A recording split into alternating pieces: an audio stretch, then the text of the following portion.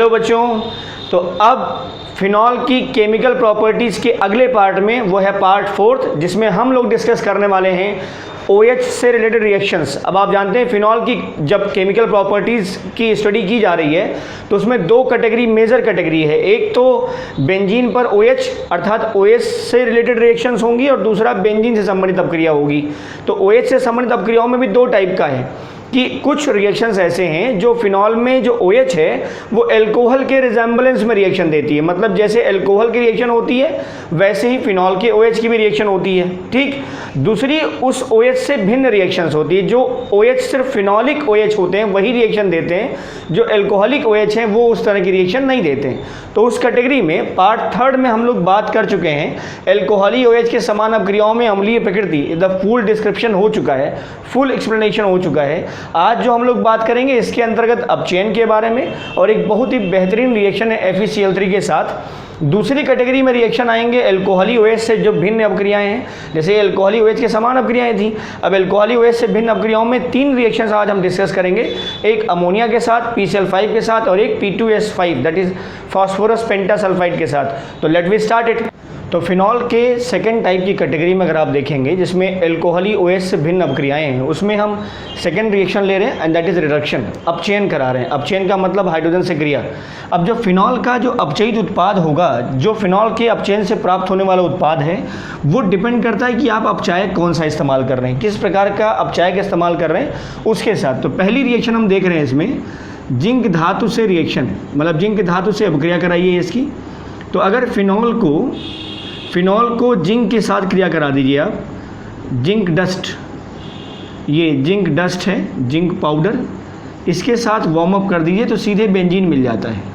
ठीक है, मतलब यहाँ पर जो OH है वो OH का ऑक्सीजन है वो जिंक के साथ क्रिया कर लेता है, बना लेता है जिंक ऑक्साइड, और ये बन गया बेंजीन। ध्यान रखिएगा बेटा, ये फिनॉल से डायरेक्ट बेंजीन बनाने की सबसे अच्छी विधि है ये। दूसरा है निकिल प्लस हाइड्रोजन से क्रिया। आप जानते हैं निकिल प्रबल अपचायक की कैटेगरी में आता है। तो अगर इस फिनॉल की वाष्प को ये इस तरह से दिखा रहे हैं हम, जिससे 3 डबल बॉन्ड दिखाई पड़े आपको, ये फिनॉल की वाष्प और हाइड्रोजन गैस के मिश्रण को अगर आप निकिल उत्प्रेरक पर प्रवाहित करें तो जो निकिल है प्रबल अपचायक होता है। आप जानते हैं जनरली बेंजीन का जो डबल बॉन्ड होता है वो अपचयित नहीं हो पाता, या बेंजीन पर हाइड्रोजनेशन आसानी से नहीं हो पाता। लेकिन बेंजीन का अगर हमें हाइड्रोजनीकरण करना हो, बेंजीन का हाइड्रोजनीकरण, तो हम निकिल उत्प्रेरक का इस्तेमाल करते हैं। वही रिएक्शन यहाँ पर भी हम इस्तेमाल कर रहे हैं कि अगर आप फिनॉल की वाष्प को हाइड्रोजन गैस के मिश्रण के साथ निकिल उत्प्रेरक पर प्रवाहित करें तो ये जो बेंजीन का डबल बॉन्ड है ये सिंगल बॉन्ड में कन्वर्ट हो जाता है। मतलब ये सारे के सारे डबल बॉन्ड की जगह हाइड्रोजन या सिंगल बॉन्ड आ जाएगा, हाइड्रोजन ऐड कर जाएगा, और ये जो OH है ये एज इट इज़ पड़ा रहेगा। तो क्या हो गया, this is cyclohexanol, this the IPSC name, common name हो जाएगा बेटा साइक्लोहेक्सिल एल्कोहल, क्योंकि अब ये कार्बन एलिफेटिक कार्बन हो गया। ये वाला कार्बन कैसा हो गया, एलिफेटिक, और ये sp3 संकरित है। ये वाला कार्बन sp3 संकरित और एलिफेटिक है, तो ये हो गया साइक्लोहेक्सिल एल्कोहल। अगर इसी तरह से रिएक्शन देख लो, ये बेंजीन है, तो बेंजीन की वाष्प को अगर आप क्रिया करा दीजिए, बेंजीन की वाष्प को निकिल उत्प्रेरक पर, तो साइक्लोहेक्सेन मिलता है। क्या मिलता है, साइक्लोहेक्सेन। इसका फार्मूला होगा C6H6, लेकिन इसका फार्मूला हो जाएगा C6H12। ये 6 कार्बन और हर कार्बन के पास कितने हाइड्रोजन हैं, 2 यहाँ पर, 2 यहाँ पर, हर जगह 2। तो ये है साइक्लोहेक्सेन। उसी टाइप की रिएक्शन ये भी है कि अगर आप फिनॉल की वाष्प को हाइड्रोजन गैस के मिश्रण के साथ निकिल उत्प्रेरक प्रवाहित करेंगे तो जो डबल बॉन्ड वाले रिंग के अंदर के डबल बॉन्ड हैं वो हाइड्रोजनेट हो जाएंगे, मतलब उस पर H2 का योग हो जाएगा, और जिससे हमें साइक्लोहेक्सेनॉल मिल जाएगा। क्लियर। तो यहाँ पर भी 3, यहाँ पर भी 3, 6 हाइड्रोजन ऐड हुए थे। तो ये था अपचयन। दूसरा पार्ट इसका है and that is very important और बहुत फेमस रिएक्शन है, उदासीन FeCl3 विलयन से क्रिया। अब एक चीज़ ध्यान रखिए, ये फिनॉल के केमिकल टेस्ट में भी इस्तेमाल होता है, ठीक है। अब एक कंडीशन देखिए बेटा, होता क्या है, जितने भी ऐसे कंपाउंड जिनमें इस टाइप का बॉन्ड हो, इस टाइप का बॉन्ड हो। इस टाइप का बॉन्ड मतलब जिस कार्बन पर OH लगा है उसी कार्बन पर डबल बॉन्ड भी लगा है, that bond is known as enolic bond. ये इनोलिक बॉन्ड होता है, ठीक है, इनोलिक बॉन्ड। अब ये एलिफेटिक भी हो या एरोमेटिक हो, जैसे अगर मान लीजिए फिनॉल है, फिनॉल, तो उसमें अगर आप देखें तो ये कार्बन कैसा होगा, sp2 संक, sp2 हाइब्रिडाइज होगा, यहाँ से लगा है OH, तो अगर आप देखें जिस कार्बन पर डबल बॉन्ड है उसी पर OH, या जिस कार्बन पर OH लगा है उसी पर डबल बॉन्ड लगा है, तो ये कार्बन डबली बॉन्डेड है sp2, तो ये जो स्ट्रक्चर होगा कौन सा होगा, इनोलिक बॉन्ड वाला होगा। ऐसे ही मान लीजिए ये है, ये CH2 डबल बॉन्ड CH, ये क्या है, दिस इज वाइनिल पार्ट, ये वाइनिल पार्ट है, वाइनिल पार्ट है ना। अगर यहाँ OH लग गया तो नाम हो जाएगा वाइनिल अल्कोहल, समझ रहे हैं। तो अगर इस तरह का कोई स्केलेटन है, इस तरह का स्केलेटन है, C डबल बॉन्ड और उसी पर OH, C डबल बॉन्ड और उसी पर क्या है बेटा OH, that bond is known as enolic bond. Enolic means enol. अब देखो इनॉल, इन दो टर्म है ना इसमें, इन मतलब डबल बॉन्ड और ऑल मतलब क्या, एल्कोहल, मतलब the carbon possesses double bond as well OH at the same carbon, या ऐसे कार्बन जिसमें डबल बॉन्ड भी हो और उसी कार्बन पे क्या लगा हो OH, तो उसे कहेंगे इनॉल, इनॉल फॉर्म।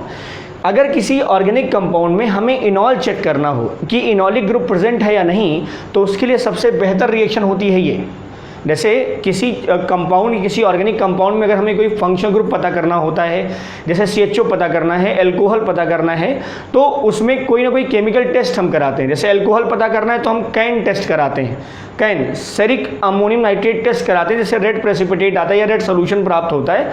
तो CHO पता करना है, कीटोनिक पता करना है, कार्बोक्सिलिक एसिड पता करना है, तो हम कोई स्पेसिफिक केमिकल टेस्ट या रासायनिक परीक्षण कराते हैं, जिससे उस क्रियात्मक समूह की हमें जानकारी मिल जाती है, अगर वो टेस्ट पॉजिटिव होता है तो, ठीक है। ऐसे ही अगर किसी ऑर्गेनिक कंपाउंड में हमें इनॉल ग्रुप पता करना हो, इनॉल ग्रुप का मतलब हो गया बेटा ऐसे कंपाउंड जिसमें कार्बन डबल बॉन्ड के साथ और उसी कार्बन पे क्या लगा हो OH, तो इस तरह की अगर स्केलेटन पता करनी कि उस कंपाउंड में ये वाला स्केलेटन है या नहीं, तो रिएक्शन हम किससे कराते हैं, FeCl3 विलयन से कराते हैं, ठीक है। अब होता क्या है, ऐसे कंपाउंड, ऐसे ऑर्गेनिक कंपाउंड जिनमें इनॉलिक ग्रुप अगर है, तो वो FeCl3 के उदासीन विलयन के साथ, FeCl3 के उदासीन विलयन के साथ कोई ना कोई रंग जरूर देते हैं। जैसे फिनॉल के लिए अगर स्पेशली बात करें तो बैगनी रंग का विलयन बनाता है। इसके अलावा जो दूसरे इनॉलिक कंपाउंड हैं वो पीला बना सकते हैं, रेड बना सकते हैं, ब्लू बना सकते हैं। ये डिपेंड करता है कि कौन सा इनॉलिक कंपाउंड FeCl3 विलयन के साथ अपक्रिया कर रहा है। बात समझ रहे हैं आप, कौन सा इनॉलिक कंपाउंड जो है, इनॉलिक कंपाउंड, इनॉल वाले कंपाउंड वो FeCl3 विलयन के साथ क्रिया कर रहे हैं, तो जिस तरह का कंपाउंड होगा उसी के हिसाब से कलर भी वेरी करेगा। जहाँ तक रही बात फिनॉल की, तो फिनॉल जो है FeCl3 विलयन के साथ हमेशा बैगनी रंग का विलयन बनाता है या बैगनी रंग का कॉम्प्लेक्स बनाता है, ठीक है। कैसे बनाता है, देखो ये है C6H5OH, C6H5OH FeCl3 का सोल्यूशन है बेटा, ठीक है। कंबाइन किया जाएगा, ये न्यूट्रल है, उदासीन विलयन है इसके साथ, ठीक है। तो अब होगा क्या, यहाँ से हम कॉम्प्लेक्स फॉर्मेशन दिखा दे रहे हैं आपको, यहाँ से H+ और ये हो गया है Fe3+। देखो यहाँ पर भी 3+ है, यहाँ पर भी 3+ ही होगा, ये 3+ कॉम्प्लेक्स फॉर्मेशन होगा ऑक्सीजन के साथ ये, और ये हो गया C6H5। तो चाहे C6H5 लिख दो, चाहे स्ट्रक्चर बना दो। ये कितनी बार होगा, ये 6 टाइम्स है। कितनी बार, 6 टाइम्स। क्यों, क्योंकि इस पर पूरी ये कॉम्प्लेक्स है पूरा और इस पर आता है बेटा 3-, तो यहाँ से हो गया 3+, यहाँ से 3+ और यहाँ से 3-, तो इसको, ये कॉम्प्लेक्स है, दिस इज कॉम्प्लेक्स। अब इस कॉम्प्लेक्स के ऊपर चार्ज कैसा है, 3- का, तो ये एनायन पार्ट होगा। अब इसी का जो कलर है ये वायलेट कलर होता है, इसी का जो कलर है बेटा वो वायलेट कलर होता है। नाम अगर इसका देखें तो ये हेक्सा 6 बार है ना, और ये फिनॉक्सी है, तो नाम इसका देखो IPSC name hexaphenoxy, hexaphenoxy ferrate, ferrate third. अब थर्ड क्या है, इट शोज, ये रोमन में ही लिखा जाएगा और ये ऑक्सीडेशन नंबर बताता है उस मेटल का जिस मेटल का वो कॉम्प्लेक्स है। तो ये मेटल किस मेटल का कॉम्प्लेक्स है, ये आयरन का, और उसका ऑक्सीडेशन स्टेट कितना है, 3+, ठीक। अब देखो जरा यहाँ 3- कैसे आया होगा, ये फिनॉक्साइड, आप फिनॉक्साइड पे जानते हैं, ये जब फिनॉल से OH से H+ निकल जाता है तो क्या बनता है, ऑक्सीजन पे minus, and that particular part is known as phenoxide ion. तो फिनॉक्साइड आयन पे कितने माइनस होंगे, 1, तो यहाँ 6 बार है तो 6 माइनस, और इसके 3+, तो 3 + 6 माइनस कैंसिल आउट, 3 माइनस बचेगा, वो 3 माइनस, और ये 3 माइनस न्यूट्रलाइज किससे हो रहा है, 3H+ से, 3H+ से। तो मतलब यहाँ पर कितने फिनॉल यूज़ हो रहे हैं, 6 टाइम्स। अब देखो जरा, 3 जो हाइड्रोजन बचेगा, 3 हाइड्रोजन यहाँ चला गया, 3 हाइड्रोजन जो बचेगा वो क्लोरीन के साथ रिएक्शन करके बनाएगा क्या, 3 मोल्स ऑफ HCl। क्लियर है। तो ये जो फिनॉलिक कंपाउंड है वो FeCl3 विलयन के साथ वायलेट कलर देता है, और ये कॉम्प्लेक्स है, ये कॉम्प्लेक्स है, आयरन कॉम्प्लेक्स कहेंगे इसे। ये कॉम्प्लेक्स फॉर्म है, इसी कारण इसका रंग वायलेट हो जाता है। और दूसरे भी जो इनॉलिक कंपाउंड हैं वो भी, दूसरे इनॉलिक कंपाउंड भी FeCl3 के उदासीन विलयन के साथ कोई ना कोई रंग जरूर देंगे, चाहे वो नीला दें, चाहे वो लाल दें, चाहे पीला दें, कोई ना कोई रंग आएगा।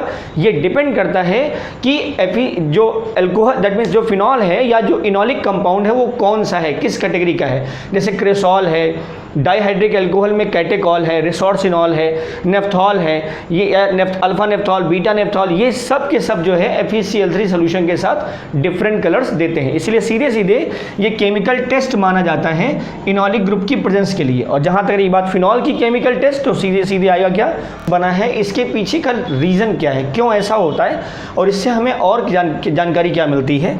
देखिए जरा, ये जो फिनॉल है OH, ठीक है बेटा, ये टॉटामराइज हो जाता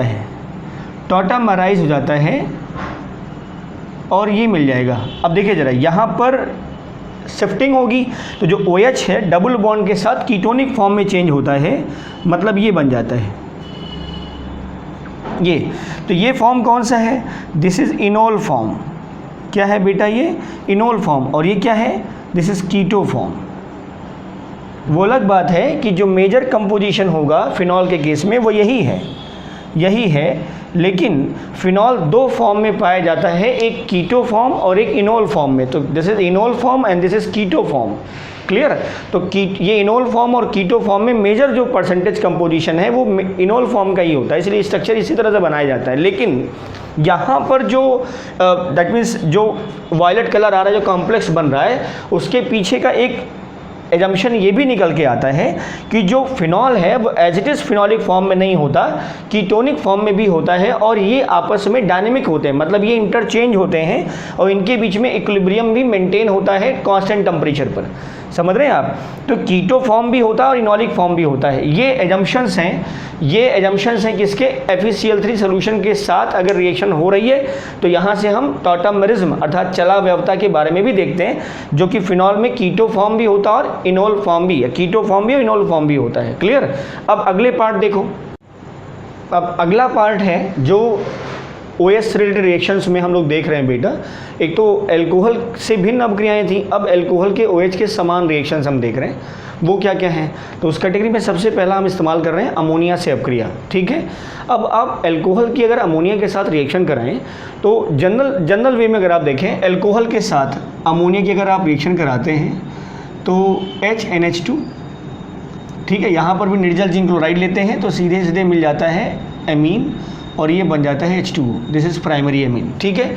वैसा ही कुछ रिएक्शन यहाँ भी होना चाहिए, लेकिन आप जानते हैं कि अगर PHOH है, PHOH मतलब वही फिनॉल, अब ये OH चूँकि sp2 संग्रहित कार्बन से जुड़ा होता है तो इतनी आसानी से OH का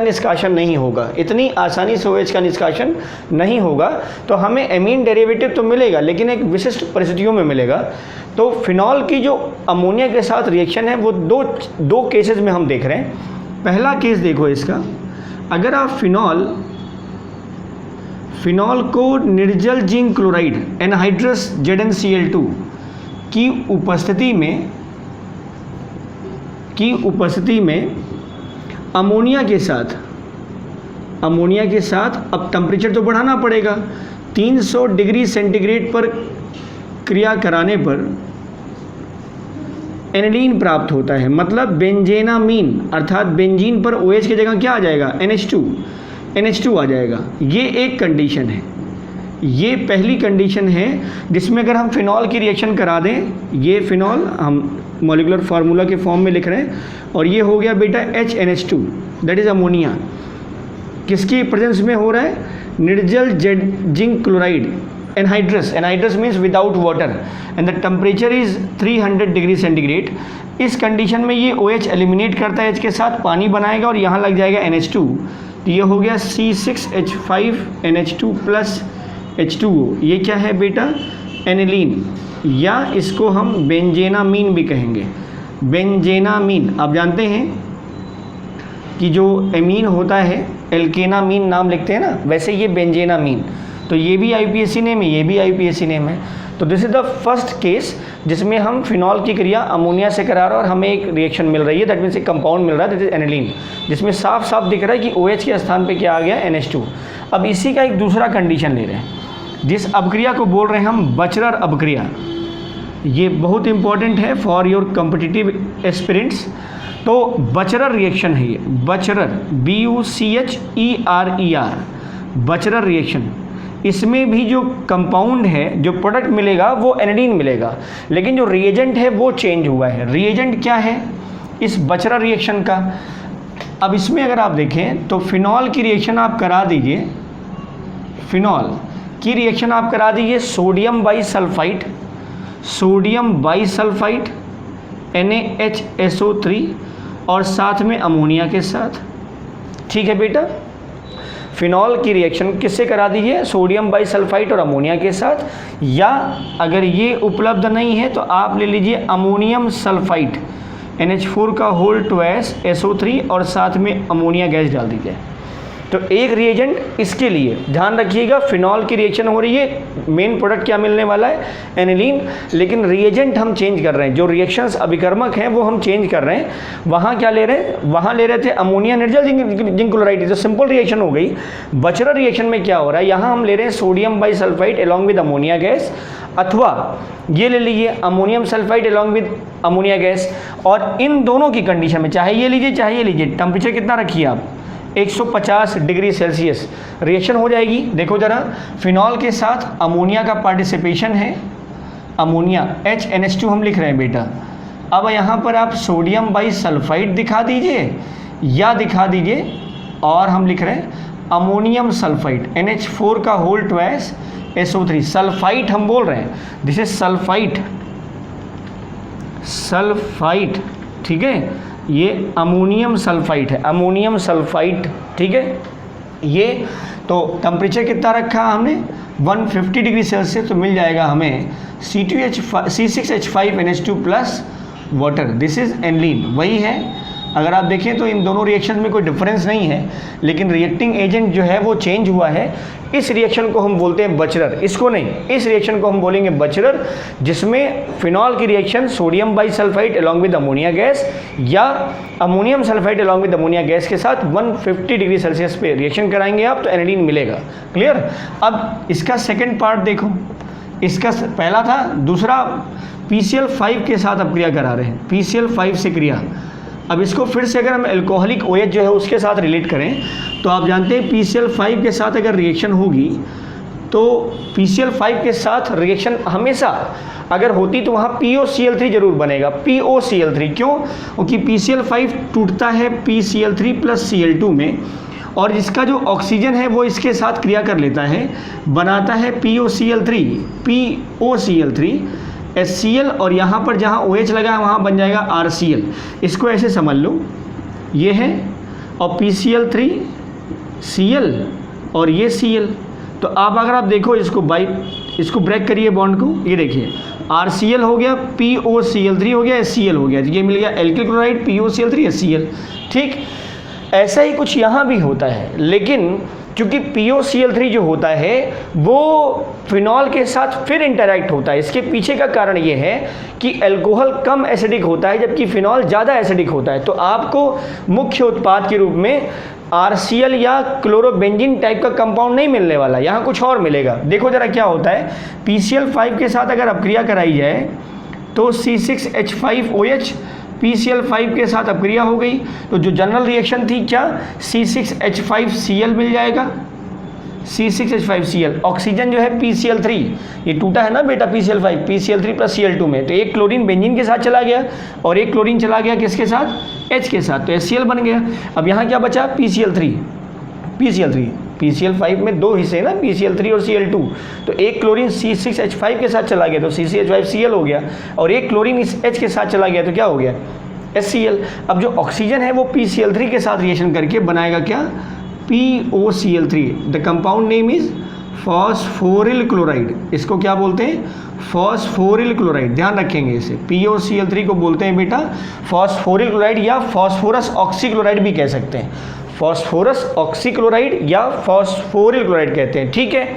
और ये मिल गया क्लोरोबेंजीन, लेकिन ये मेजर प्रोडक्ट नहीं है, ये इस रिएक्शन का मेजर प्रोडक्ट नहीं है, कई बार पूछा गया है रिएक्शन में, ध्यान रखिएगा ये।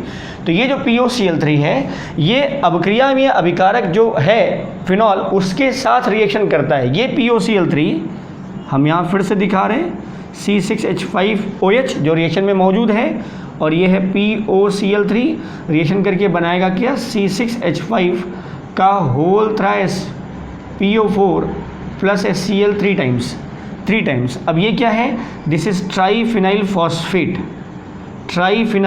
फॉस्फेट। तो ध्यान रखिएगा यही मेजर प्रोडक्ट है, यही क्या है बेटा, मुख्य उत्पाद यही है। तो अगर ऐसा पूछा जाए सवाल में कि क्या होता है जब फिनॉल को PCl5 के साथ अपक्रिया कराते हैं, तो सिंपल याद रखिएगा triphenyl phosphate will be the major product, अर्थात ट्राईफिनाइल फॉस्फेट जो है वो मुख्य उत्पाद है, क्लोरोबेंजीन मुख्य उत्पाद नहीं है। इसके उलट अगर आप एल्कोहल की PCl5 के साथ अपक्रिया कराएंगे तो मुख्य उत्पाद क्या होगा, एल्किल क्लोराइड, लेकिन फिनॉल के साथ अगर आप PCl5 की अपक्रिया कराएंगे तो मुख्य उत्पाद क्या है, ट्राईफिनाइल फॉस्फेट, ठीक है। हम इसका रिएक्शन का थोड़ा सा स्टेप दिखा देते हैं। अब देखो जरा POCl3, ये है स्ट्रक्चर POCl3 का, फिनॉल के साथ अगर अपक्रिया हुई है तो C6H5, यहाँ पर भी C6H5 और यहाँ पर भी बेटा C6H5। अब देखिए जरा HCl अलग हो गया, HCl अलग हो गया, HCl अलग हो गया है। अब जरा फिनॉल ये फॉस्फोरस के साथ डबल बॉन्ड है और यहाँ फिर OC6H5, नीचे भी OC6H5 और इधर भी क्या है OC6H5, तो इसी को लिखा है 1 2 3 टाइम्स, और PO4 1 2 3 4, तो फॉस्फेट आयन हो गया। तो दिस इज ट्राईफिनाइल फॉस्फेट का स्ट्रक्चर है ये, ठीक है। एक और रिएक्शन इस पार्ट में देख लो, और वो है फॉस्फोरस पेंटासल्फाइड से क्रिया। जैसे फॉस्फोरस पेंटा ऑक्साइड होता है ना P2O5 या P4O10, ऐसे ही P2S5, the name is P2S5, ये स्ट्रक्चर है, ये मॉलिक्यूलर फार्मूला है P2S5। क्या मिलेगा, सीधे लिख दीजिए, थायोफिनॉल बनता है, ऑक्सीजन जो है वो सल्फर के द्वारा एक्सचेंज हो जाता है, तो ये है C6H5OH प्लस P2S5, क्या बनेगा C6H5SH प्लस P2O5, तो ये भी 5 टाइम्स, ये भी 5 टाइम्स, तो ये फिनॉल फास्फोरस पेंटासल्फाइड के साथ रिएक्शन हुई, बन गया क्या बेटा, थायोफिनॉल और plus phosphorus pentoxide as a by product, main product ये है, क्लियर। तो this is the chemical properties related with the similarity of OH as well phenol. तो फिनॉल में भी जो OH एल्कोहल की सिमिलरिटी है उसके संबंध में रिएक्शंस थी। कुछ दूसरे रिएक्शंस भी हैं लाइक दैट एल्कलीकरण, एल्काइलेशन, एसाइलेशन, वो अगले पार्ट में हम डिस्कस करेंगे। इसके लिए इतना ही, तो stay tuned. Thank you for watching.